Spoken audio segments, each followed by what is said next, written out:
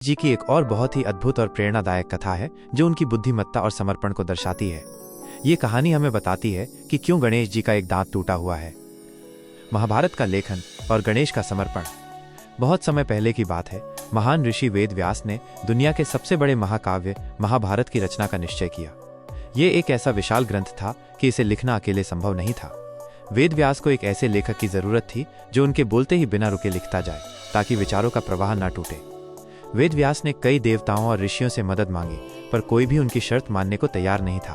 तब वेद व्यास ने गणेश जी से विनती की कि वे उनके लेखक बन जाएं। गणेश जी ने सहर्ष स्वीकार कर लिया, लेकिन उन्होंने भी एक शर्त रखी। हे ऋषि, मैं लिखने को तैयार हूँ, लेकिन मेरी शर्त यह है कि आप बिना रुके बोलते रहेंगे। अगर आपने बोलना रोका तो मैं लिखना बंद कर दूंगा। व्यास जी ने भी गणेश जी की शर्त मान ली। जब टूट गया दांत, व्यास जी ने बोलना शुरू किया और गणेश जी ने बिना रुके लिखना शुरू कर दिया। महाभारत का प्रवाह इतना तेज था कि गणेश जी की लेखनी भी तेज चलने लगी। दिन, महीने और साल बीत गए और लेखन चलता रहा। एक समय ऐसा आया जब लिखते लिखते गणेश जी की कलम अचानक टूट गई। अब क्या होता? अगर वे रुककर दूसरी कलम लेते तो व्यास जी की शर्त टूट जाती और लेखन रुक जाता। लेकिन गणेश जी ने अपनी बुद्धिमत्ता और समर्पण का परिचय दिया।